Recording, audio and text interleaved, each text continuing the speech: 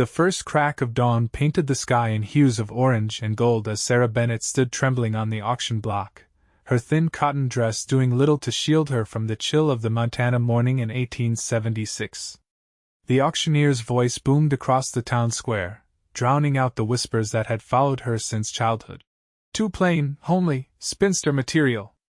At 22, Sarah had become a burden to her uncle's household after her parents' passing, and today she would be sold as a mail-order bride to whoever placed the highest bid. What am I bid for this woman? Healthy, can cook and clean, reads and writes. The auctioneer circled around her like a vulture. Not much to look at, folks, I grant you that, but she'll work hard. The crowd of men, miners, farmers, and merchants stood with arms crossed, some chuckling, others muttering assessments of her worth like she was livestock.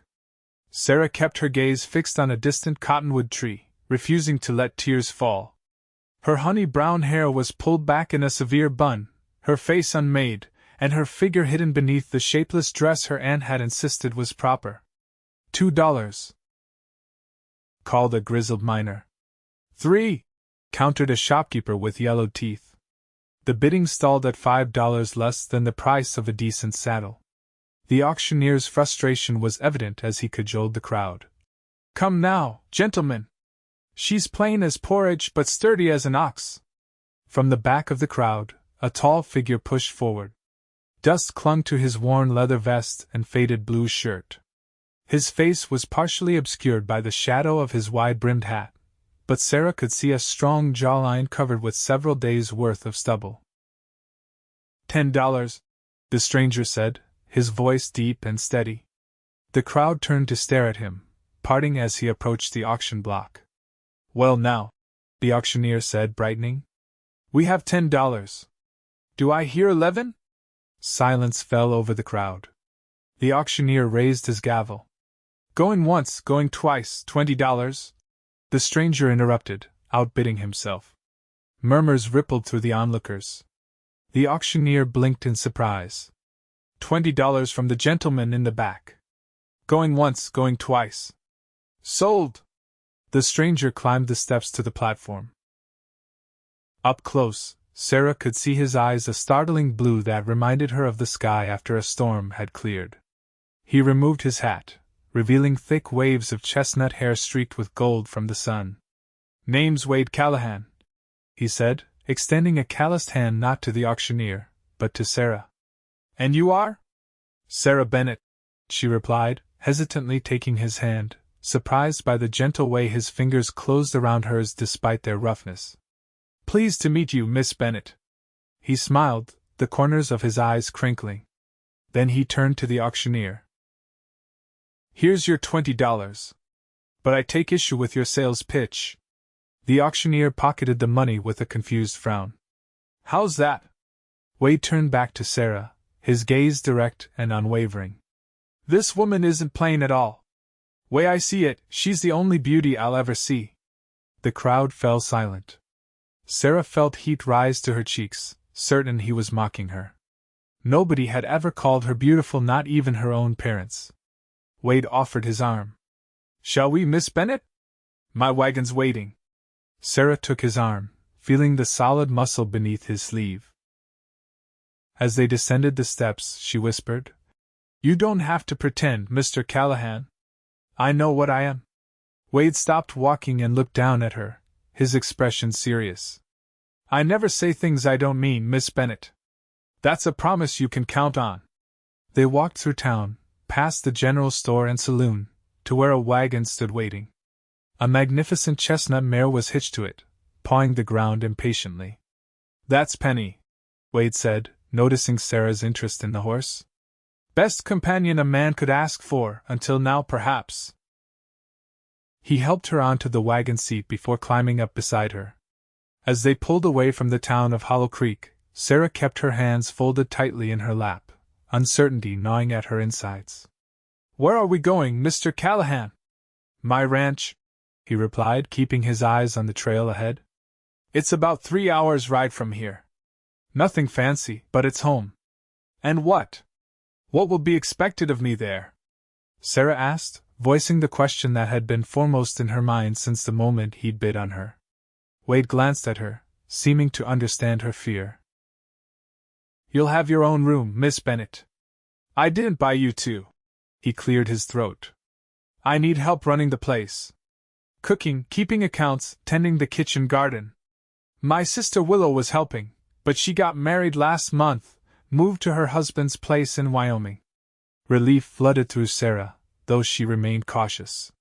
She'd heard stories of men who made such promises only to break them once they had a woman alone. That's all? She asked. Wade nodded. That's all. You'll be paid a fair wage, have Sundays off, and if after a month you want to leave, I'll give you enough money to get wherever you want to go. Sarah studied his profile as he drove the wagon, trying to discern his true intentions. His jaw was set, his gaze fixed ahead, but there was something in the way he held himself, an openness, a lack of threat that made her want to believe him. Why did you bid on me? She finally asked. And why did you say what you did about me being beautiful? Wade was quiet for so long that Sarah thought he might not answer. When he finally spoke, his voice was low, almost as if he were talking to himself. I know what it's like to be judged for things you can't help. He touched a scar that ran from his temple down to his jaw, partially hidden by his stubble. And I meant what I said back there. Beauty isn't just what most folks think it is. They traveled in silence after that, the landscape changing from the small town to rolling prairies dotted with wildflowers. Despite the lingering uncertainty about her future, Sarah felt something she hadn't experienced in a long time: hope. The ranch appeared on the horizon as the sun reached its zenith.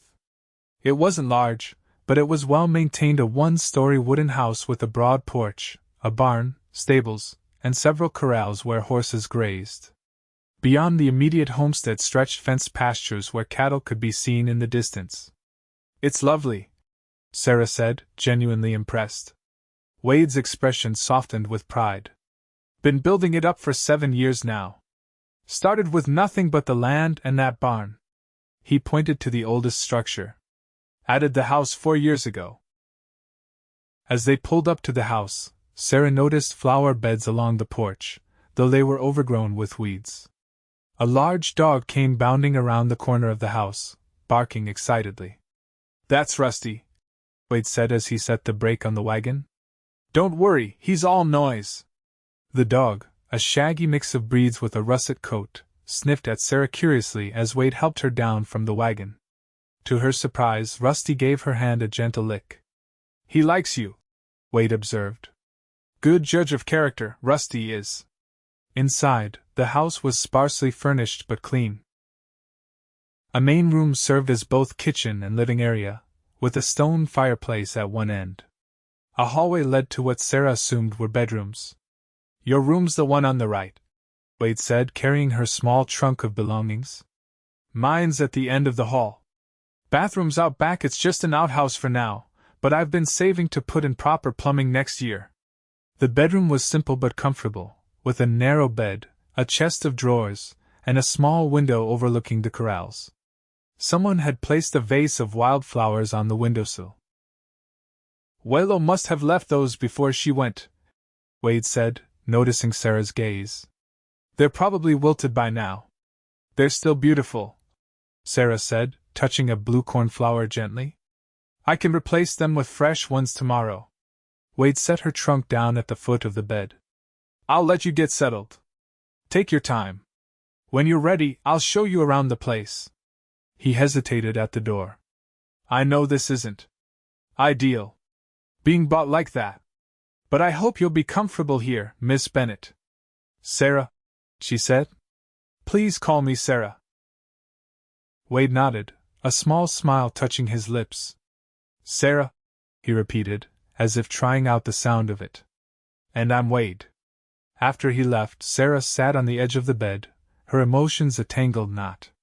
Just that morning, she had stood on an auction block, being sold to the highest bidder.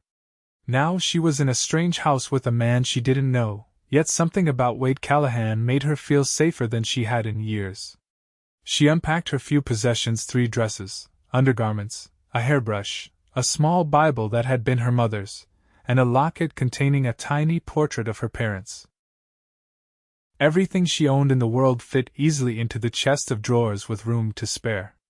After washing her face and hands in the basin of water Wade had provided, Sarah took a deep breath and stepped out to begin her new life, uncertain of what lay ahead but determined to face it with courage. The following days established a routine. Sarah rose early to prepare breakfast: coffee, biscuits, eggs, and bacon. Wade would already be outside, having fed the livestock at dawn. They would eat together, Wade telling her about the day's work ahead, asking if she needed anything from town, discussing the ranch's needs. Sarah discovered that Wade kept meticulous records of his cattle and horses, but the household accounts were in disarray. She set about organizing them, finding satisfaction in bringing order to the chaos of receipts and ledgers.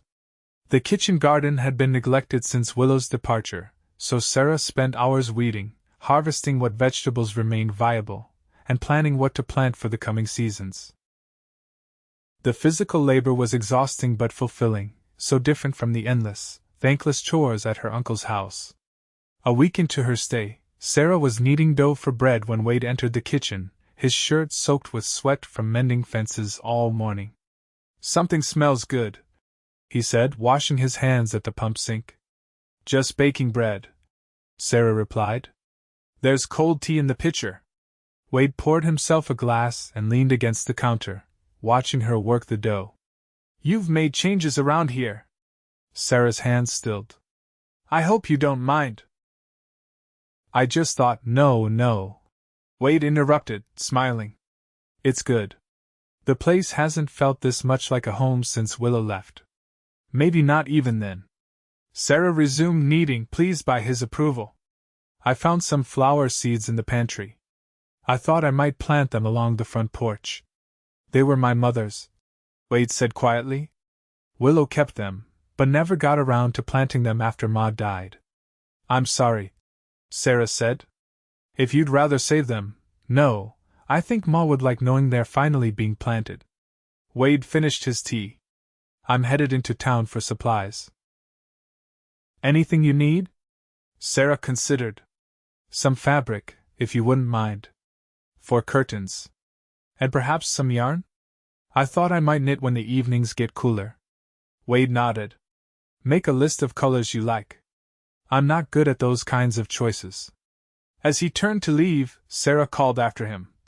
"Wade? Thank you for everything." He paused in the doorway, his expression unreadable. "You don't need to thank me, Sarah. Having you here.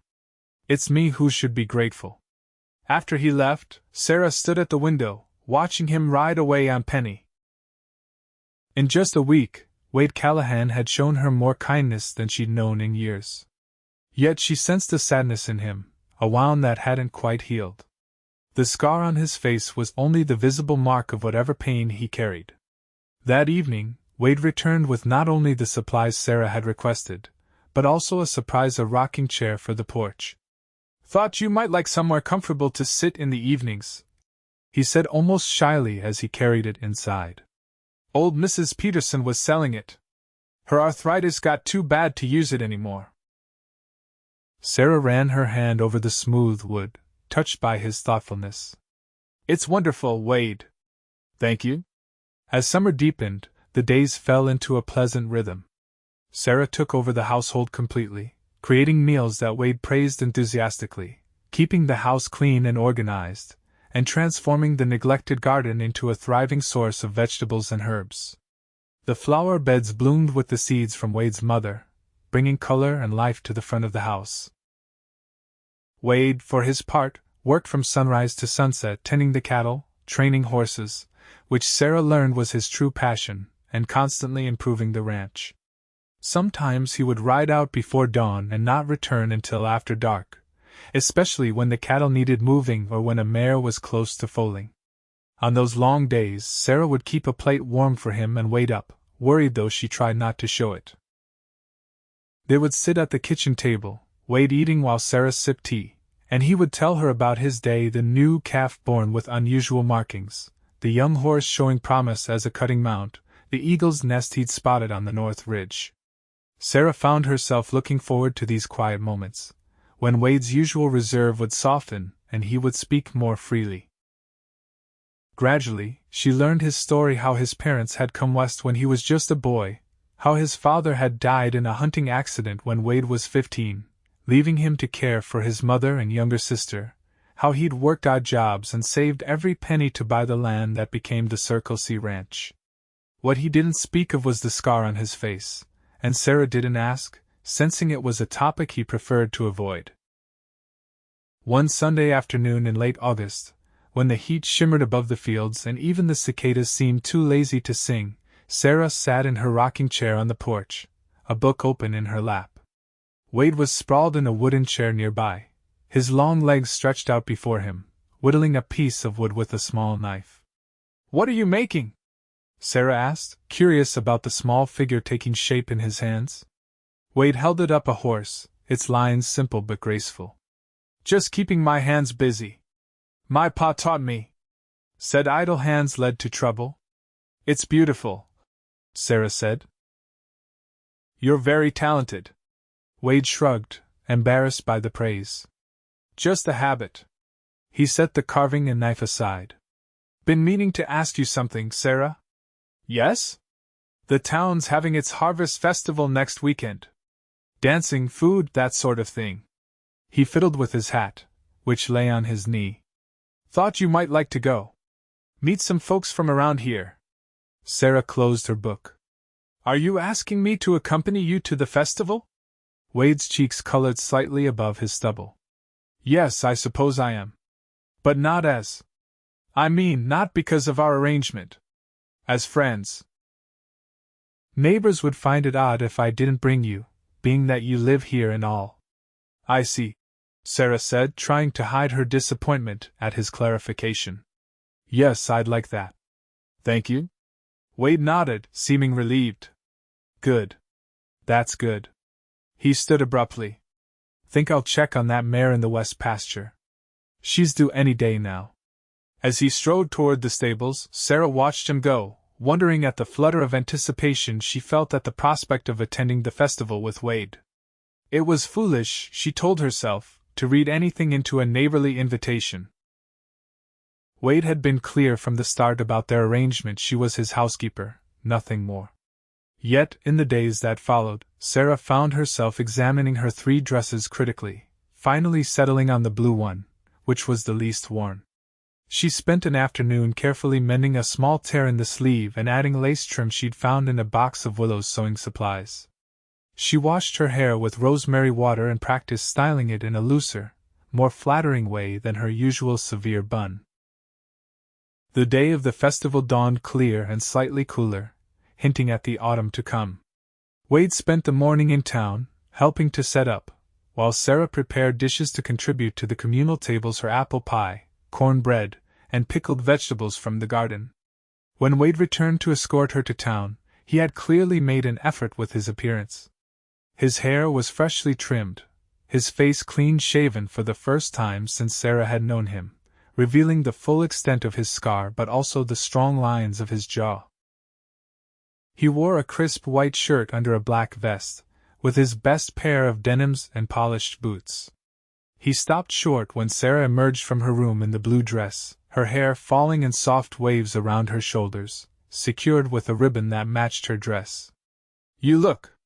Wade cleared his throat. "That color suits you." "Thank you," Sarah replied, feeling suddenly shy. "You look very handsome yourself." Wade offered his arm with an exaggerated bow that made Sarah laugh, breaking the tension. They loaded the food into the wagon and set off for town, the afternoon sun casting a golden glow over the landscape. The town square had been transformed with lanterns, bunting, and trestle tables laden with food. A wooden platform served as a dance floor, where a small band of local musicians played lively tunes. It seemed the entire population of Hollow Creek and the surrounding ranches had turned out for the celebration. As they approached, Sarah felt a flutter of anxiety. These people had seen her being auctioned off like cattle. How would they receive her now? Wade must have sensed her unease, for he placed a reassuring hand over hers where it rested on his arm. "Don't worry. They're good folks, most of them. And those that aren't, well, their opinion doesn't matter a whit. Sarah took a deep breath and nodded, determined to face whatever reception awaited her with dignity. The first person to approach them was a plump, cheerful woman in her 50s, who introduced herself as Martha Peterson, the former owner of Sarah's rocking chair. "So you're the young lady Wade's been hiding out at his ranch," she said warmly. "I've been dying to meet you since he bought my chair, saying it was for the pretty girl keeping house for him." Sarah glanced at Wade, surprised by the description. He was suddenly very interested in adjusting his hat. "It's a wonderful chair, Mrs. Peterson," Sarah said. "I enjoy it every day." "Good, good. Now, Wade Callahan, don't you keep this girl to yourself all evening. There's plenty of folks wanting to make her acquaintance." With that, Martha bustled off to greet other newcomers. "Pretty girl?"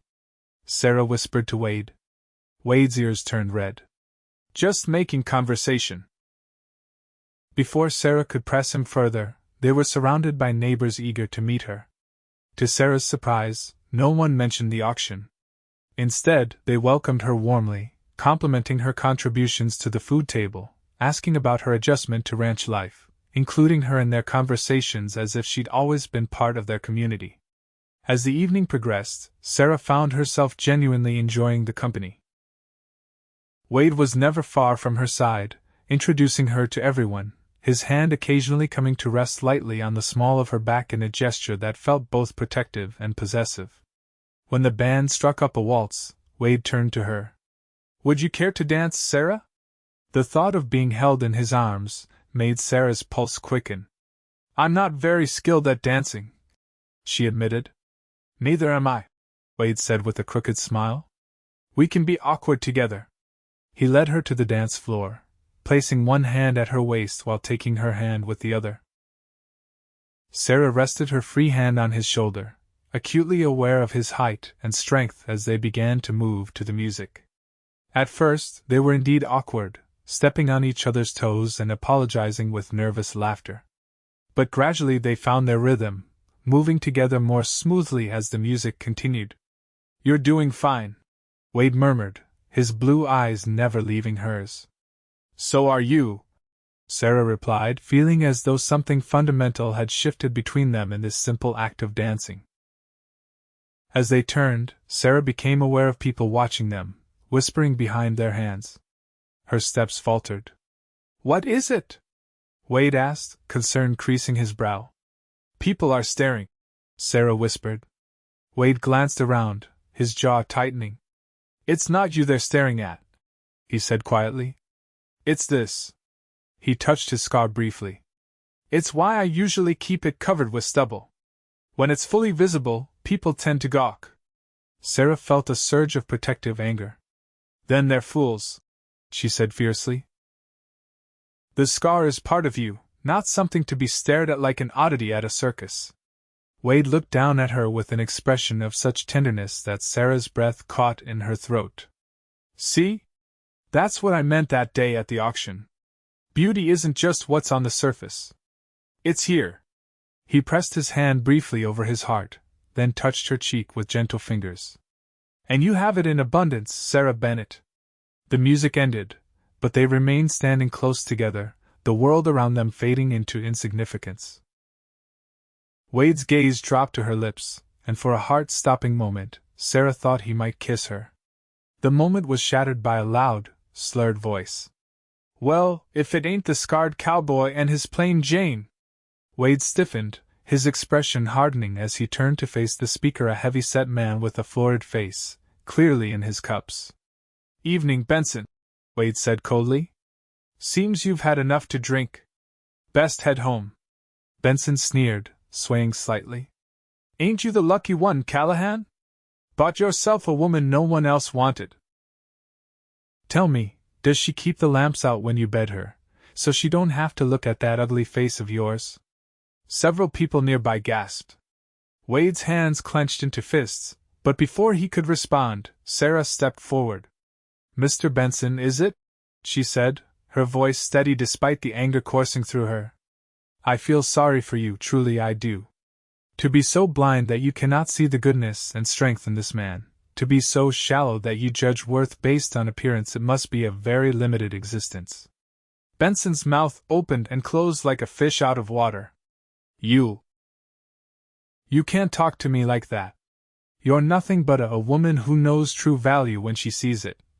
Sarah interrupted. Now, as Wade suggested, I think you should go home before you embarrass yourself further. A tall man in a sheriff's badge approached. Everything all right here? Just fine, Sheriff, Wade said, his eyes never leaving Benson. Mr. Benson was just leaving. The sheriff looked between them, assessing the situation. That right, Benson? You heading home? Benson glared, but the presence of the law officer seemed to deflate him. Yeah, I'm going. Ain't much of a party anyhow. He stumbled away, muttering curses under his breath. The sheriff tipped his hat to Sarah. Madam. Nice to meet you finally. Wade's been singing your praises all over town. Has he now? Sarah said, glancing at Wade, who suddenly found the ground fascinating. Sure has. Never seen him so taken with anyone. The sheriff grinned at Wade's obvious discomfort. You two enjoy the rest of the evening. As the sheriff walked away, an awkward silence fell between them. Wade finally looked up, his expression a mix of embarrassment and something else Sarah couldn't quite identify. Thank you, he said, for what you said to Benson. No one's ever defended me like that before. He was cruel and wrong, Sarah said simply. And drunk, which explains but doesn't excuse his behavior. Wade offered his arm again. Would you like to get some air? It's getting a bit crowded in here. Sarah nodded, and they made their way through the throng to the edge of the town square, where the noise of the celebration faded to a background hum. They walked in silence for a while, eventually finding themselves at a small bridge over the creek that gave the town its name. Wade leaned against the railing, looking out over the water that gleamed silver in the moonlight. I should explain about the scar, he said abruptly. You don't have to, Sarah said, standing beside him. I want to. Wade took a deep breath. I was 19, working as a ranch hand for the Double Bar Spread. The owner's daughter, Lily, was 17. Beautiful girl, the kind that turns every head when she walks into a room. We started courting, secretly at first because her father didn't approve, then openly when she insisted. He fell silent for a moment, lost in memory. I thought she loved me. Believed every word she said. Even started saving for a ring. Then one night, I rode over to see her and found her with another man's son of a banker from the next town over. Wealthy, educated, everything I wasn't. Wade's knuckles whitened as he gripped the railing. I confronted them. The banker's son laughed in my face, said Lily had been amusing herself with me, that she'd never seriously consider marrying a nobody ranch hand. Lily just stood there, didn't deny it. When I turned to leave, the man attacked me from behind. Had a knife. His fingers traced the scar. Would have done worse if Lily's father hadn't heard the commotion and come running with his shotgun. That's terrible, Sarah said softly, instinctively reaching out to touch his arm. Wade covered her hand with his own. The physical wound healed. The other one took longer. Made it hard to trust people, especially women. That's why I never. He trailed off, then looked directly at Sarah. Until you. Sarah's heart raced at the implication. Wade, you don't have to say anything. He interrupted quickly. I'm not expecting anything from you. I just wanted you to know why I sometimes keep people at a distance. Why I understand what it's like to be judged for something superficial. Sarah moved closer, daring to place her palm against his cheek, her fingers lightly touching the scar. This doesn't define you, Wade. Just as being plain doesn't define me. We are so much more than how others see us. Wade's hand came up to cover hers. That day at the auction, when I saw you standing there, trying so hard to be brave while they talked about you like you weren't even a person. Something in me recognized something in you. I knew I had to get you away from there, to bring you somewhere you'd be valued for who you are, not how you look. And you have. Sarah whispered. You've given me a home, respect, friendship. I've never been happier than these past months at the Circle C. Wade turned his face slightly, pressing a kiss to her palm that sent shivers up her arm. The month you said you'd stay is long past, Sarah. But I've been afraid to ask if you want to leave. Afraid of the answer. Sarah shook her head, her eyes never leaving his. I don't want to leave, Wade. Not ever. Something like hope flared in Wade's eyes. What are you saying, Sarah? I'm saying that I care for you. Deeply. Sarah gathered her courage. I think I might be falling in love with you. Wade's breath caught. Slowly, giving her every chance to pull away, he leaned down until his lips were a whisper away from hers. I fell in love with you the moment you stood up to that auctioneer with your chin held high, looking at him like he wasn't fit to clean your boots. Then he closed the distance between them, his lips meeting hers in a kiss so tender it brought tears to Sarah's eyes. His arms encircled her waist, drawing her closer, and Sarah's hands moved to his shoulders, then slid up to tangle in his hair. When they finally broke apart, both breathing heavily, Wade rested his forehead against hers. I never thought I'd find this again. Never thought I'd want to. Neither did I, Sarah admitted. I'd resigned myself to being unwanted. Wade pulled back to look at her properly, his expression serious. I want you, Sarah. Not as my housekeeper. Not as someone I bought at an auction. But as my partner. My equal. He hesitated, then plunged ahead. My wife, if you'll have me. Sarah's eyes widened. Wade, are you proposing? A smile spread across his face, transforming it with happiness. I reckon I am. Not very romantically, I'm afraid. I don't even have a ring yet. I don't need a ring, Sarah said, her own smile matching his. Just you. Wade's arms tightened around her. Is that a yes? Yes, Sarah whispered. Yes, I'll marry you, Wade Callahan. He lifted her off her feet in an exuberant embrace, spinning her around until they were both laughing like children. When he set her down, his expression grew tender again. I promise to spend every day showing you how beautiful you are to me, he said.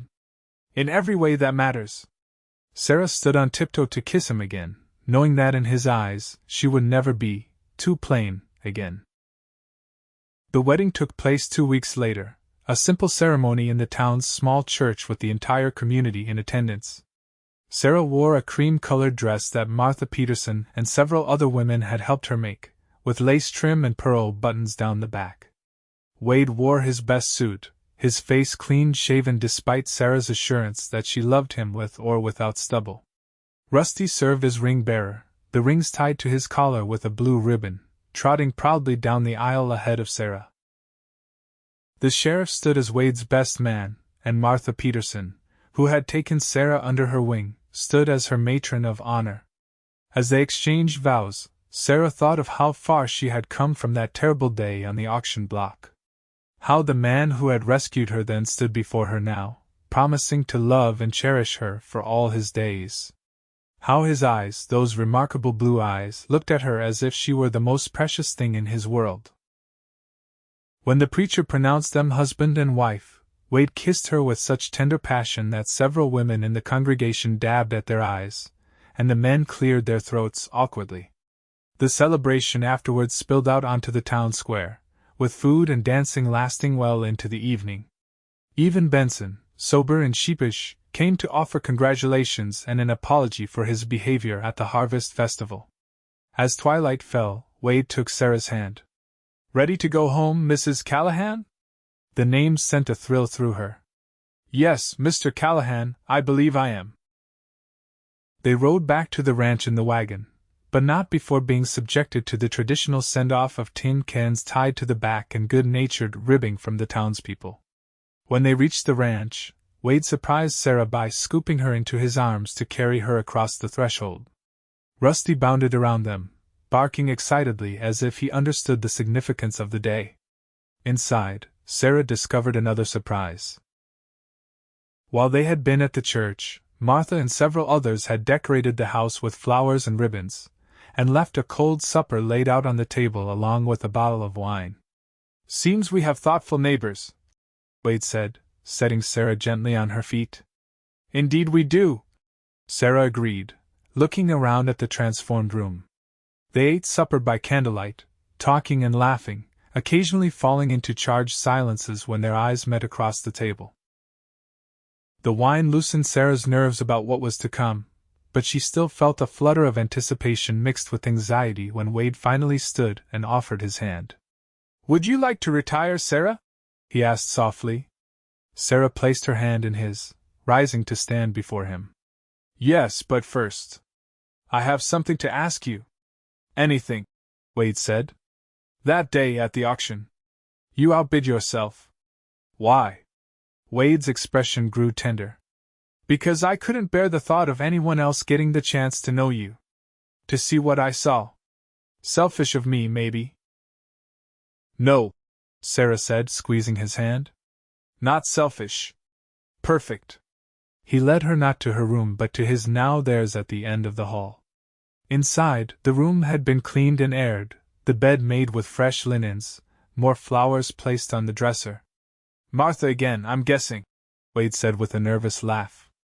"Woman thinks of everything." Sarah smiled, grateful for the older woman's thoughtfulness. "She's been very kind to me." Wade stood awkwardly in the center of the room, suddenly uncertain. "Sarah, if you're not ready, we can wait. I would never rush you." Sarah crossed to him, placing her hands on his chest. "I'm not afraid, Wade. Not with you." His arms came around her, holding her close. "I've dreamed of this," he confessed. "Of holding you like this. Of being with you." "Show me," Sarah whispered. And he did, with gentle hands and tender words, teaching her the language of love with patience and care, discovering together the joy of true intimacy not just of bodies, but of hearts and souls laid bare. Afterward, lying in his arms as moonlight filtered through the curtains, Sarah felt tears slip from her eyes. Wade noticed immediately, propping himself up on one elbow to look down at her with concern. "Did I hurt you?" "Sarah, I'm so sorry if—" "No," she interrupted, placing her fingers against his lips.